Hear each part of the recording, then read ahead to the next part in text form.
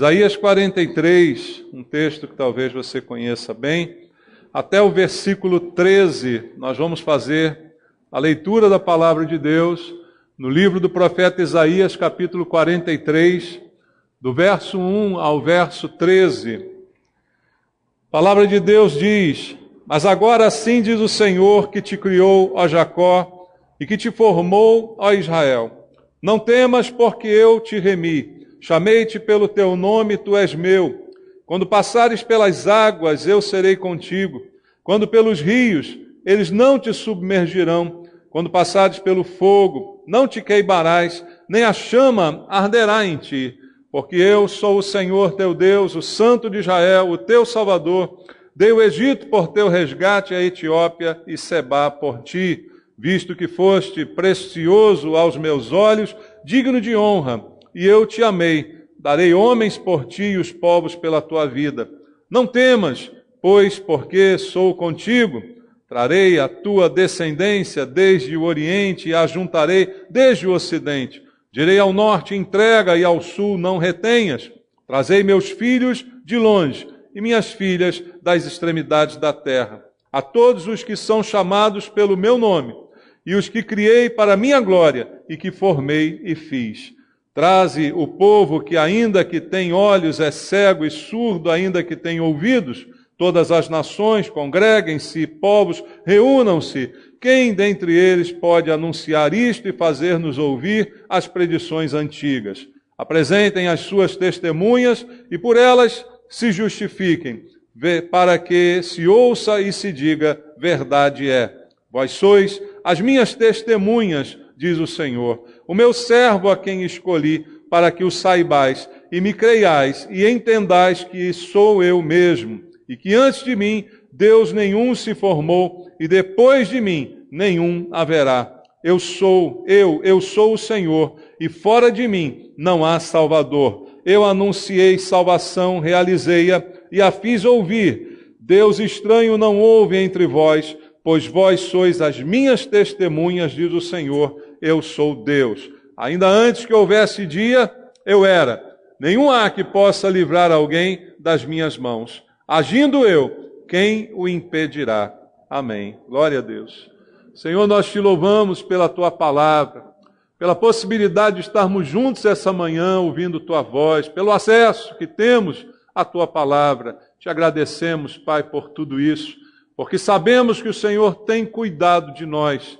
E temos esta manhã, mais uma vez, o privilégio de ouvir a tua voz, que alimenta a nossa fé, que nos faz aceitáveis e agradáveis ao Senhor. A fé que temos, porque ouvimos tua voz e cremos na tua palavra. E mais uma vez queremos abrir o coração para receber o que o Espírito Santo quer falar com cada um de nós esta manhã.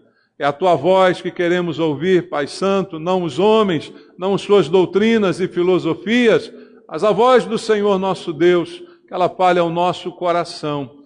Entrego a minha vida a ti, peço tua bênção, tua graça, tua misericórdia, a unção do teu Espírito esteja sobre mim, para que eu possa ministrar a palavra e todos nós sejamos abençoados por ela. Te peço isto em nome de Jesus. Amém.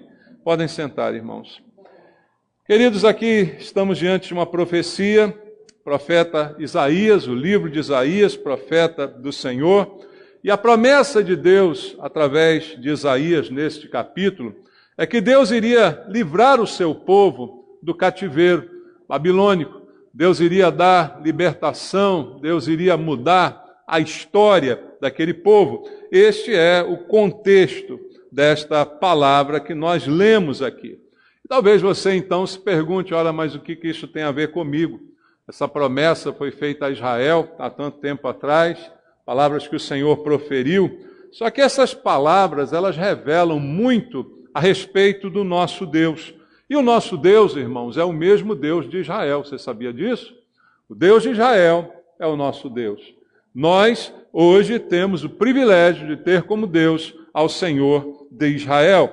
E apesar de toda a infidelidade de Judá, que na verdade foi o que provocou aquele cativeiro, o cativeiro não veio por acaso, né? Aquilo foi uma punição pela infidelidade do povo. e esse povo que muitas vezes foi infiel e andou de forma descontrolada diante do Senhor, sofreu consequências por isso e passou 70 anos naquele cativeiro. Mas Deus, em seu amor, em sua graça, em sua misericórdia, permanece fiel. A Bíblia diz também no Novo Testamento que, embora o homem seja infiel, Deus permanece fiel. E essa é a razão dele trazer a palavra por Isaías para mostrar a esse povo, mesmo infiel, que Deus permanece fiel e que permanece ministrando o seu cuidado sobre este povo. E como eu disse a você ainda há pouco, nós hoje somos igreja, Israel espiritual de Deus. Eu não acredito que a igreja veio substituir Israel. Não é essa a mensagem que eu vejo na Bíblia. A igreja veio se juntar a Israel como povo de Deus. Não houve uma substituição, Israel não perdeu o seu status, porque há promessas ainda para o povo de Israel, e essa é a razão. A sua infidelidade não é bastante para que Deus abandone o seu povo. Assim como nós cremos em Deus, mas por muitos momentos apresentamos as nossas infidelidades. E isso não é razão para Deus nos abandonar. Então somos hoje, igreja do Senhor, um Israel espiritual. E o Senhor nos escolheu como povo, assim como escolheu a Israel. Israel foi o povo escolhido por Deus e hoje a igreja. A igreja é a congregação daqueles que foram escolhidos por Deus. Jesus disse aos seus discípulos, não foram vocês que me escolheram, mas fui eu que escolhi cada um de vocês. Então, eu preciso entender que apesar de eu ter exercido o meu livre-arbítrio para receber aquilo que Deus me oferecia através de Jesus, no fundo, eu preciso saber que, na verdade, foi Deus que me escolheu, que me chamou e que me separou para ser dele, povo santo, povo de propriedade exclusiva de Deus, como diz a palavra do Senhor. Então, Israel foi esse povo. E hoje, igreja, somos esse povo, povo de propriedade exclusiva de Deus. Por quê? Fiz alguma coisa para merecer isso? Não, apenas entreguei minha vida para Jesus. E recebi de graça aquilo que Ele me ofertou gratuitamente também na cruz do Calvário. Então, queridos, olhando para esse texto, eu preciso trazê-lo para o nosso contexto. Porque da mesma forma que Deus se portou assim para com Israel, apesar de sua infidelidade, Deus continua se portando assim para conosco. E revela nesse texto muitas coisas que nós precisamos saber e ter como convicção de que nosso Deus é assim e de que aqui estão apresentadas características que ainda se aplicam a Ele e também a nós. Então essas promessas feitas por Deus aqui, eu posso atribuí-las à igreja. Promessas espirituais, porque nosso Deus é o mesmo. Ele não muda e jamais mudará. Voltando ao texto, aqui no primeiro versículo, está escrito assim, Isaías 43. Mas agora, assim diz o Senhor, que te criou, ó Jacó, e te formou, ó Israel. Não temas, porque eu te remi, chamei-te pelo teu nome, tu és meu. Primeira coisa que Deus diz aqui é que Ele criou Jacó. Ele formou Israel. Quem nos criou? Quem nos formou? Quem nos fez igreja do Senhor? Tudo isso, irmãos, é obra de Deus. Você é obra de Deus. Você é obra da criação de Deus. Você foi criado por Deus. Ele te criou, Ele te formou, Ele te constituiu. Se você hoje é a igreja do Senhor, foi Jesus que fez isso por você. Esse mérito jamais será nosso, jamais será de ninguém. Ele diz também a Israel que Ele foi aquele que te remiu. Não temas, porque eu te remi. Povo remido por Deus. Remir. O que significa isso? Que significa que a nossa dívida foi paga, foi remida. Você foi completamente saldada a sua dívida, aquilo que você devia foi pago por Deus. Assim Deus se refere a Israel, assim a Bíblia se refere a nós como igreja. Na cruz, Jesus pagou a nossa dívida. Eu não tenho mais o meu nome sujo diante de Deus, porque Jesus limpou o meu nome. Jesus pagou, quitou tudo aquilo que eu devia, e era muito, porque os nossos pecados fazem e faziam separação entre nós e o nosso Deus. Mas na cruz, Jesus anulou o poder do pecado, porque pagou a nossa dívida e nos restaurou a presença. Veja, e Deus diz isso a Israel: eu te remi, você é povo remido por Deus. Ainda no versículo 1, ele diz: chamei-te pelo teu nome, tu és meu, conhecidos pelo nome e propriedades de Deus. Isso se aplica a nós como igreja? O que você acha? Deus te conhece? Deus sabe o teu nome? Você é propriedade dele? Já pensou nisso? Nós chamamos Jesus de Senhor, porque ele é Senhor, e o Senhor é proprietário daquilo que ele possui. Então nós somos propriedade de Deus, ele também é o nosso Senhor, e ele nos conhece pelo nome. Exatamente como Jesus disse: as minhas ovelhas, eu as conheço pelo nome. Você sabia que você é conhecido por Jesus? Você já parou para pensar nisso? Você não é um anônimo no meio de uma multidão, embora exista uma multidão de gente que seja servo de Deus, que seja irmão em Cristo, ele conhece cada um de nós pelo nome. Promessas do Senhor também a Israel e que se encaixam perfeitamente na vida da igreja. No versículo 2, ele diz: quando passares pelas águas, eu serei contigo. Quando pelos rios, eles não te submergirão. Quando passares pelo fogo, não te queimarás, nem a chama arderá em ti. Por causa de tudo que foi dito no primeiro versículo, da nossa condição, do cuidado de Deus, do conhecimento do Senhor sobre nós, da relação de perdão de dívida, de todas as coisas aqui faladas, ele então faz uma promessa, que é uma promessa que também é para nós, porque os nossos maiores problemas, as coisas que podem acontecer, Jesus está dizendo para nós nesse texto: eu posso confiar em Deus, porque eu não serei derrotado. Eu não serei vencido. E as coisas aqui exemplificadas são muito simples e de conhecimento de todos.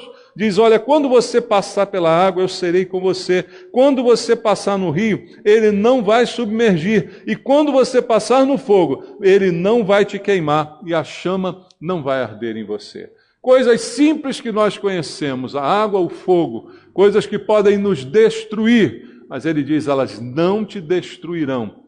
Você vai passar por elas.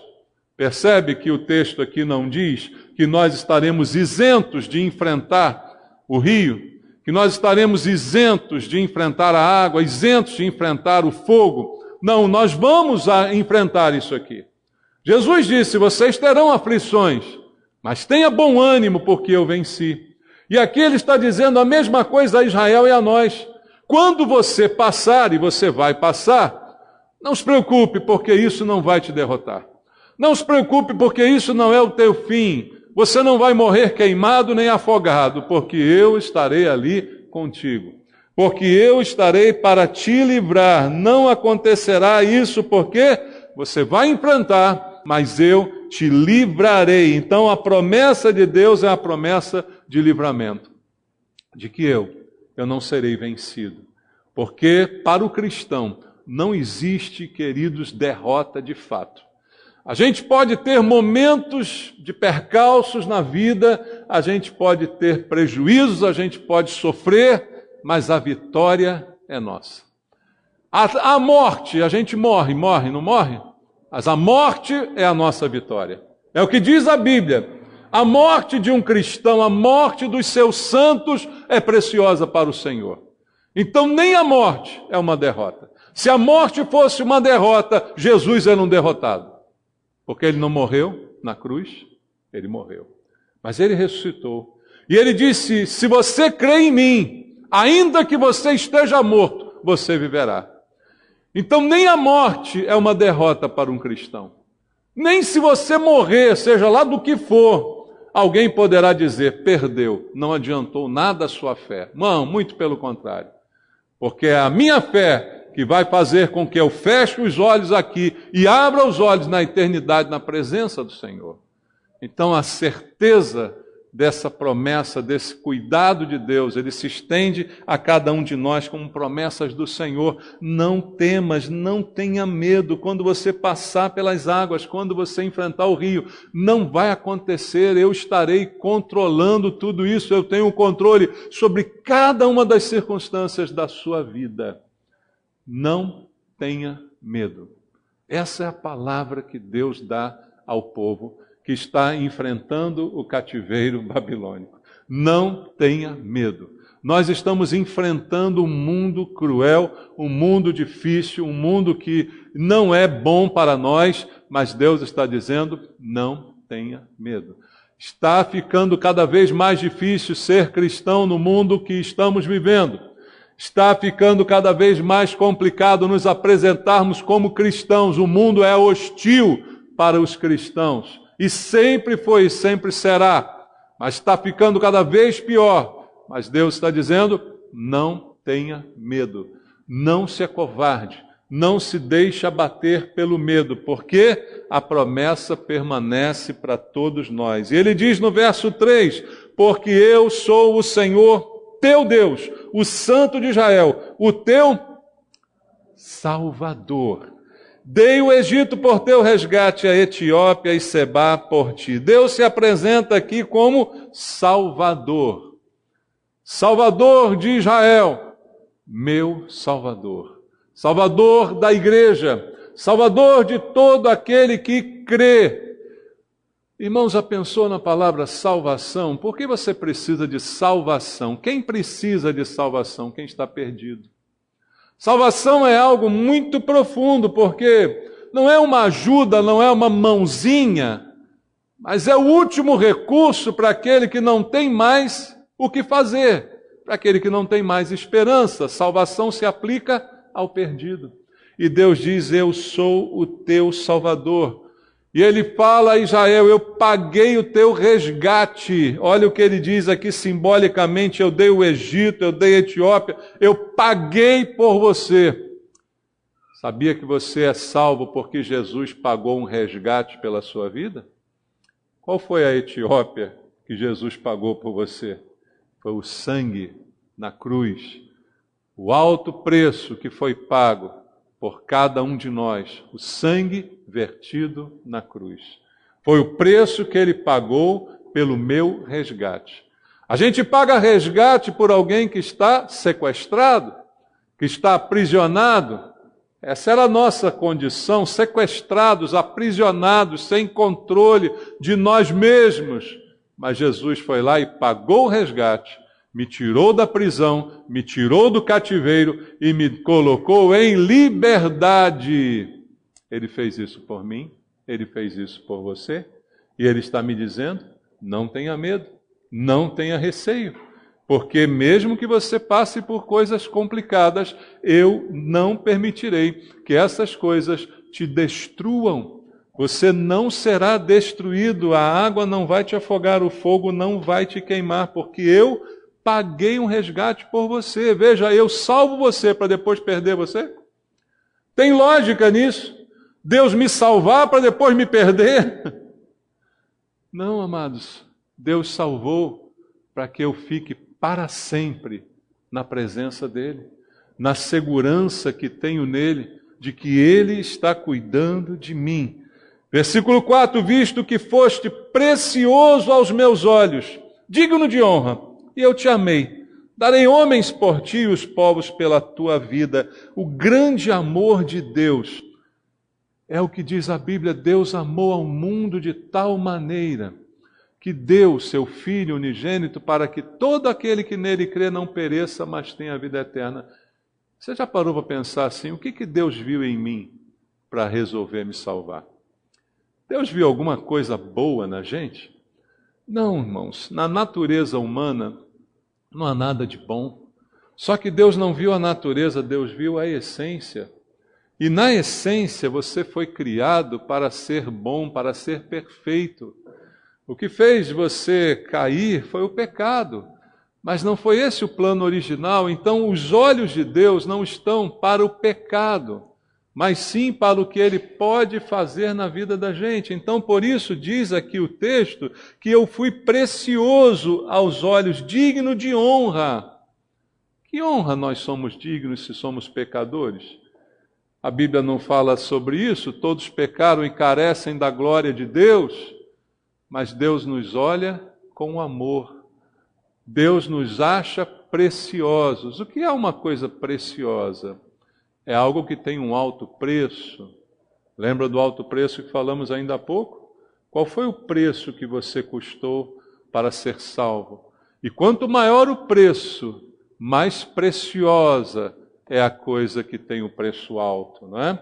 E se o preço foi muito alto, é porque você e eu somos muito preciosos. Não pelo que somos ou o que fazemos, porque andávamos errantes nesse mundo, mas pela essência que Deus colocou em cada um de nós. Então, o olhar de Deus para nós é o olhar da preciosidade, de quem diz, eu não vou permitir que você simplesmente se perca, porque eu olhei para você, te vi precioso, vou te guardar, te salvei e vou te guardar no meu caminho. Por seu amor, Deus está fazendo isso desde aquela época. Veja o verso 5. Não temas, mais uma vez ele diz, pois, porque sou contigo, trarei a tua descendência desde o Oriente e a juntarei desde o Ocidente. Direi ao Norte, entrega, e ao Sul não retenhas. Trazei meus filhos de longe e minhas filhas das extremidades da terra. Veja, a mensagem de Deus a Israel tem um contexto aqui. Do ajuntamento de Deus. Trazer de volta aqueles que são dele. O remanescente, ajuntar novamente. E a igreja foi reunida por Jesus. Fomos nós também ajuntados por Jesus, pelo seu amor. E ele dizendo para mim mais uma vez, não temas. Meu irmão, minha irmã, por que temer? Por que ter medo? Por que permitir que o medo se instale no nosso coração? Quantas vezes já ministrei aqui sobre esse assunto, queridos? É normal, absolutamente normal, que a gente tenha momentos de medo. Já disse várias vezes que o medo pode ser até terapêutico. Você pode ser salvo de alguns problemas por medo. Sabia disso? Você pode evitar muitas circunstâncias por um nível de medo, porque quem não tem medo nenhum normalmente morre mais cedo, né, irmãos? Porque se arrisca mais do que deveria. Mas o problema aqui é não permitir que eu seja dominado pelo medo. O domínio do medo é algo que extrapola qualquer circunstância e que mostra que, na verdade, não tenho minha confiança em Deus. E ele está dizendo a esse povo cativo, não tenha medo. Veja, eu estou ajuntando, eu te acho precioso, eu te salvei, eu estou te guardando, eu vou te livrar. Não tenha medo. A gente tem medo, irmãos? Sim, mas a gente enfrenta o medo. Alguém olha para mim, pessoalmente, e diz assim, pastor, é corajoso. Irmão, eu morro de medo. Eu morro de medo de andar de moto, sabia? Mas eu ando de moto. Eu morro de medo de andar de avião, mas eu ando de avião. Uma coisa é você ter medo, outra coisa é você ficar preso e deixar de fazer as coisas. Ou você domina o medo, ou o medo te domina. Não tem outra circunstância, queridos. Não tem outra variante. Ou a gente enfrenta, ou a gente é dominado. A gente não faz as coisas porque não tem medo de nada. Eu não tenho medo, eu tenho medo, mas eu faço. Porque é o medo que vai me acorrentar, é o medo que vai dirigir a minha vida, ou é meu Deus que vai dirigir a minha vida? A Bíblia diz, se Deus não guardar, em vão vigia a sentinela. Olha, eu posso tomar todos os cuidados que você possa imaginar, mas se Deus não guardar, já era. Irmão, você quer andar de moto? Anda de moto. Te aconselho. Bota a roupa, né? Bota as proteções, mas anda. Porque se Deus não guardar, eu não vou andar de moto que é perigoso. Aí sou atropelado na porta de casa com uma bicicleta. Cai e quebra a cabeça no meio-fio. E morre do mesmo jeito. Veja que a gente tem umas coisas assim. Não, eu estou com medo de sair na rua por causa da pandemia. Aí acaba a pandemia, você sai, tropeça, bate com a cabeça no meio-fio e morre. E aí? De que adiantou o medo? Não estou falando de irresponsabilidade, não confunda as coisas, mas de confiança. Meu Deus me diz assim: não temas, eu sou contigo. Não temas, eu dei tudo por você. Eu resgatei você. Não temas, porque nem a morte vai te fazer perder. Nem a morte fará com que você se afaste de mim. Então por que eu vou ter medo? Por que eu vou deixar de viver por medo? Por que eu vou me privar das coisas por medo? Me diga, querido. Eu preciso enfrentar. Porque a promessa de Deus é a promessa de cuidado. Versículo 7, a todos os que são chamados pelo meu nome, e os criei para a minha glória, e que formei e fiz. Você nasceu, você existe para a glória de Deus. Você já sabia disso? Por que o homem existe? A Bíblia responde: qual a razão de eu existir? Você existe para a glória de Deus. Eu te criei, eu te formei, eu te fiz para a minha glória. Você pertence a mim. Não tenha medo. Olha, se a gente conseguir enfrentar os nossos medos, a nossa vida vai ser diferente. Eu fico às vezes muito pesaroso de ver pessoas que não vivem porque têm medo, de que não conseguem viver porque se deixam dominar por medos. Eu não falo nem dessas fobias naturais aí, ou sei lá se são naturais ou se não são, psiquiátricas, sei lá o quê. Existem algumas fobias aí que as pessoas tratam, pode tratar até com remédio. Não estou falando disso não, mas eu estou falando de medos infundados. Medos que nos acorrentam. Irmão, eu conheço gente que não anda de elevador. Você sabia disso? Tem gente que não é porque tem claustrofobia, não, porque tem medo do elevador cair. Amado, você pode estar andando, eu não ando de avião porque eu tenho medo, aí um avião cai na tua cabeça. Morreu de desastre de avião, estava no avião não, ele caiu na minha casa. Acontece isso às vezes, não acontece, irmãos? O que eu fujo acaba me perseguindo.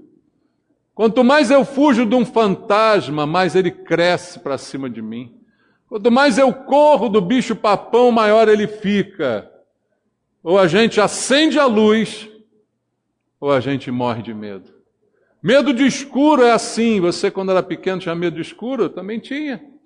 Você olhava para o guarda-roupa, via um cabide, você pensava que era um homem, que era o bicho-papão, não é? E aquele medo não vai embora enquanto você não acender a luz. E quando você acende a luz, as trevas se dissipam. Porque luz e trevas não convivem juntas, é impossível. As trevas são a ausência da luz. Está na hora da gente acender a luz. Jesus disse: vocês são a luz do mundo. Vocês são a luz. Como é que a gente pode andar apagado, irmão? Pensa nisso comigo. Tem sentido um crente andar apagado? Eu sou a luz.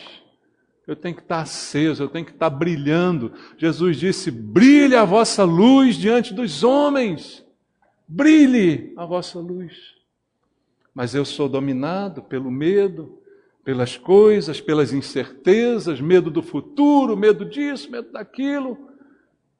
Porque eu tive uma experiência ruim. Eu caí de moto, não vou mais andar de moto. Se fosse assim, você até hoje estava paraplégico. Você, quando era pequenininho, começou a andar, alguma vez caiu? Hein? Alguma vez você caiu quando começou a andar? Bateu a cabeça, levou ponto? Alguém já levou ponto aqui? E aí, não vou andar mais por causa disso, porque caí, bati a cabeça? Não, eu tenho que continuar andando, eu tenho que continuar vivendo. A gente tem experiências ruins, Davi falou ainda há pouco do barco, né? Você já esteve num barco com o barco quase afundando? Eu já tive. E fui eu que inventei o barco. Ainda levei uns irmãos da igreja, eu programei um passeio, a gente foi para Ilha Grande, alugamos uma traineira, sei lá que bicho era aquele, lá em Conceição de Jacaraí, deixamos o carro, pegamos o barco, fomos para Ilha Grande, dia maravilhoso, sol, Ilha Grande, várias praias, o barco ao nosso dispor, para aqui, para ali, mergulha, peixinho andando para tudo que é lado, né? Lagoa Azul, aquelas praias todas lá. Maravilhoso o dia, 4 da tarde, não, vamos ficar mais um pouco, não, melhor ir embora, porque tá o marinheiro, não, mais um pouquinho, tá 5 horas da tarde, vamos embora. Aí vamos voltando para Conceição de Jacareí. Aí cai o nevoeiro. Você já viu um nevoeiro? Não é esse nevoeiro, não é aquele nevoeiro que você não vê nada mais, que você não vê nem outra pessoa dentro do barco quase. Cai um nevoeiro desse. Tá tudo bem, o barco está lá, tem bússola, tem problema. Mas aí começa a ventar muito, e o barco começa a ir para lá e para cá. Aí tá tudo bem, estamos andando. Aí o motor faz pum, para o motor do barco. E aí para o motor do barco e o vento balançando a onda, o barco para lá e para cá. Eu lembro aquela música, o barco balança para lá e para cá, às vezes parece que vai naufragar, mas Jesus não deixa o barco virar, porque nele também está. Mas vai lembrar dessa música na hora. Aí é que é o problema. Agora eu lembro da música, mas na hora você não lembra. Não. Aí joga a âncora, que é para o barco não ir para a deriva. Ajuda o marinheiro sozinho, ajuda o marinheiro, pega a âncora, jogamos a âncora. Eu e os irmãos da igreja aqui. Joga a âncora, as famílias, criança pequena, tudo uma beleza. E eu fingindo que está tudo bem, porque eu não posso mostrar que eu estou me borrando, senão, né? Como é que vai ficar? Fingindo que está tudo bem, está tudo tranquilo. Não, pode ficar tranquilo, gente. Está tudo tranquilo. Está tudo tranquilo, só você sabe como é que está o coração por dentro, né?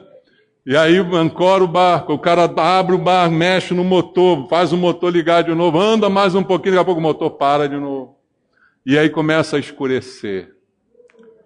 A escuridão. Aí nevoeiro, mais escuridão, e a gente vai chegar ou não vai chegar? Aí criança começa a chorar, a mulher começa a tremer, e a gente lá, querendo fingir que está tudo bem.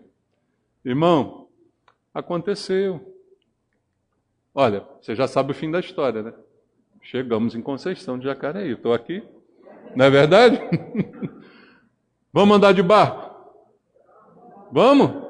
Vou programar outro aí para a gente ir. Ora, bora. Por que não? Acontece. Faz parte da vida. A vida é assim. Foi tão bom as praias, os peixinhos, as coisas todas. Não posso deixar que meia hora de sufoco, 1 hora mais ou menos, foi mais de 1 hora de sufoco, na verdade foi mais de 1 hora. Tudo bem, 1h30 de sufoco.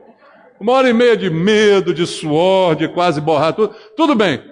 Mas eu não posso deixar que 1h30 de alguma coisa assim vai me tirar o resto do prazer de ver novamente a praia, de ver novamente os peixinhos, de andar na Lagoa Azul. Tem que ser assim. Por quê? Porque a minha vida pertence ao Senhor. Se Ele quisesse ter afundado aquele barco aquele dia, afundava. Mas eu ia deixar de pertencer a Ele? Não. Aquele que crê em mim, ainda que morto, viverá, mesmo que afogado num barco? Sim. Não tenha medo. Não deixa que o medo termine com a tua alegria. Acabe com a tua vida. Tire o teu prazer de viver. Faça você deixar de desfrutar. É como você está num parque de diversões. Você tem medo de montanha-russa? Eu tenho medo demais. Às vezes eu até deixo de ir. Mas eu procuro ir na maior parte dos brinquedos que puder. Então não paguei para estar nesse parque, droga. Ora, eu vou deixar? Tem que sofrer, tem que passar. Não é, irmãos? Tem que fazer, tem que viver, tem que desfrutar. Porque Deus está dizendo para mim, você é meu, eu cuido de você, sua vida me pertence. Versículo 8. Traze o povo que ainda que tem olhos é cego e surdo, ainda que tem ouvidos. Veja. Há um povo que é cego, mesmo tendo olhos, que é surdo, mesmo tendo ouvidos. Há quanto tempo eu prego aqui? Há quanto tempo você me ouve pregar? Quantas pregações desse tipo você já não ouviu? Mas se você não ouvir e colocar para dentro e praticar, você vai ficar como esse aqui dito por Deus. Você tem ouvidos, mas não ouve. Você tem olhos, mas não é capaz de enxergar. E continua preso no seu mundinho, continua acorrentado, continua tolhido, aprisionado, continua sem deixar de desfrutar. Não permita que isso aconteça. Não permita que você seja um desses que não reconhecem aquilo que Deus tem feito. Porque esse versículo se aplica àqueles que não reconhecem ao que Deus tem feito em suas vidas. Não reconhecem que foram salvos, não reconhecem que são cuidados, que são amados, que Deus está vigiando.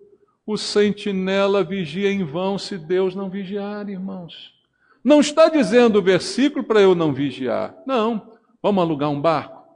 Vamos alugar, mas vamos ver se o barco tem, registro na capitania dos portos, vamos ver se tem salva-vida para todo mundo. Vamos tomar os nossos cuidados? Vamos.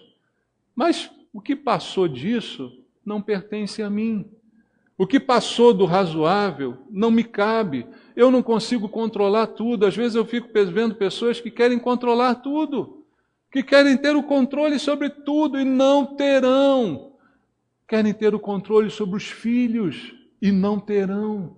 Querem livrar os filhos de todos os males e não conseguirão livrar, porque você não estará ao lado deles o tempo todo. Se o Senhor não guardar, vigia em vão aquele que tenta controlar e dominar. Aprenda a entregar ao Senhor. Entregar ao Senhor não é uma falta de amor, não é uma falta de cuidado, mas é um descanso de fato. Porque há coisas que eu e você não podemos fazer, por mais que a gente se esforce, por mais que a gente se dedique, cuide, tenha toda a preocupação, se o Senhor não guardar, eu não consigo guardar. Então, às vezes, a melhor coisa que eu tenho a fazer é dizer: Senhor, eu me entrego nas Tuas mãos. Eu entrego o meu filho, a minha filha nas Tuas mãos. Eu entrego essa pessoa nas Tuas mãos. Por mais que eu me preocupe com ela, eu entrego ao Senhor. E eu creio que o Senhor está no controle de todas as coisas. Faça isso também com a tua vida. Senhor, eu entrego a minha vida a Ti. A minha vida eu entrego em Tuas mãos, porque o meu Deus diz que cuidará de mim. Versículo 10, vós sois minhas o quê? Testemunhas, diz o Senhor, o meu servo a quem escolhi, para que saibais e me creiais e entendais que eu sou eu mesmo e que antes de mim Deus nenhum se formou e depois de mim Deus nenhum haverá. Preste atenção nisso, você é testemunha de Jesus. O que faz a testemunha? Ela testifica, ela comprova com suas palavras aquilo que ela presenciou, aquilo que ela viu. Então, em outras palavras, a testemunha tem que falar de algo que é real. Como é que eu vou dar testemunho? Vamos pensar no testemunho que nós damos. E como é que nós damos testemunho? A gente pensa em testemunho, alguém aqui na frente com o microfone falando, isso é um testemunho também, beleza, nada contra. Aliás, eu até gostaria que a igreja desse mais testemunhos, que os irmãos fossem mais destemidos, para quando acontecer uma coisa boa, você fala: pastor, eu quero dar um testemunho. Só que você tem que ser testemunho mesmo, tá? Tem que ser coisa boa, Então, pode dar testemunho, não. Mas seria bom se a gente tivesse mais testemunhos. Mas testemunho não é só isso. Testemunho é aquilo que as pessoas veem nas nossas atitudes, na maneira como a gente vive, na maneira como a gente enfrenta os problemas, na maneira como a gente enfrenta os barcos afundando, irmãos, na maneira como a gente enfrenta a vida. Isso é um testemunho. Como é que anda o seu testemunho? Alguém que olha para você pode ter uma ideia de como é bom ser cristão? Pensa nisso. Alguém que olha para a sua vida pode dizer: poxa, deve ser bom ser cristão, porque aquela pessoa, eu vejo tanta coisa boa e diferente nela. As suas atitudes, o seu comportamento, a sua maneira de agir, de falar, a maneira como ela enfrenta os problemas, a maneira como ela lida com as dificuldades, deve ser bom ser cristão. Isso é um testemunho. A pessoa não disse nada, mas ela viveu. E a sua vida se tornou um espelho ou um exemplo para alguém. A pergunta que a gente precisa fazer agora: nós estamos de alguma forma testemunhando isso? Quem olha para a nossa vida, para a maneira como a gente fala, reclama, Diz assim, poxa, é bom ser cristão. Irmãos, existem alguns, talvez até dentro da igreja, não vou acusar ninguém, não conheço, mas pode ser até que tenha dentro da igreja.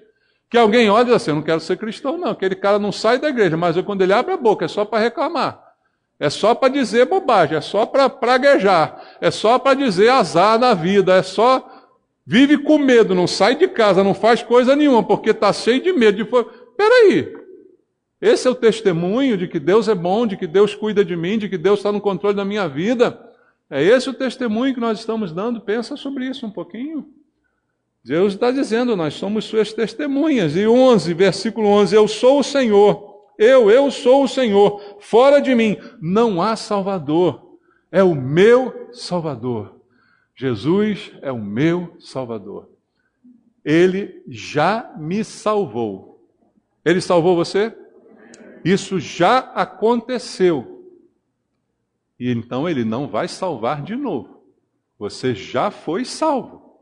Ele já é o seu Salvador. Sua vida está salva. Você já está salvo. Você não será salvo. Você já está salvo. Se você já está salvo, você tem que viver como salvo. E não como alguém que ainda vai ser. Então eu ainda vou viver. Não, viva agora. Porque você já está salvo agora. Salvação é a sua obra. Verso 12. Eu anunciei salvação, realizei-a e a fiz ouvir. Deus estranho não houve entre vós, pois vós sois as minhas testemunhas. Ele repete, diz o Senhor, eu sou Deus. Eu realizei a obra de Deus, a salvação. Nenhum de nós se salvou. Engraçado, nenhum de nós se salvou. E agora a gente vive querendo se salvar. Do quê? Das coisas que me dão medo. Tenho medo de andar de elevador, então não ando porque eu quero me salvar. Tenho medo de andar de avião, então não ando porque eu quero me salvar. Tenho medo de ir na rua, então não vou porque eu quero me salvar. Ora, a minha salvação eu não posso fazer, mas agora eu quero me salvar de um monte de coisa. Não vou andar de moto porque eu quero me salvar de cair. Ora, eu quero me salvar de tudo e esqueço que foi Deus que me salvou. Deus me salvou, mas agora eu tenho que me salvar de tudo. Todo o resto eu tenho que me salvar. Não, eu aí estou vivendo dominado pelo medo. Dominado por um medo que me imobiliza e que me faz, em outras palavras até, talvez parecido com um descrente, com aquele que não crê em Deus, porque eu faço tudo como Ele faz, tenho os mesmos cuidados que Ele tem e não confio no Deus que disse que me salvou. Eu sou o Senhor, fora de mim não há Salvador. Se há alguém que te salvou foi o Senhor, você não consegue salvar a você mesmo.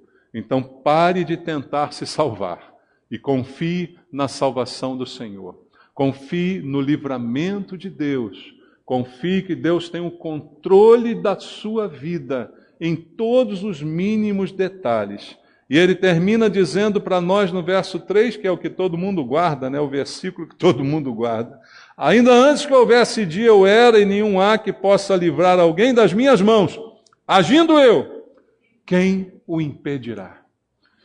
A declaração de Deus aqui é que o meu agir não pode ser impedido por ninguém. A minha ação, se eu digo sim, é sim, se eu digo não, é não.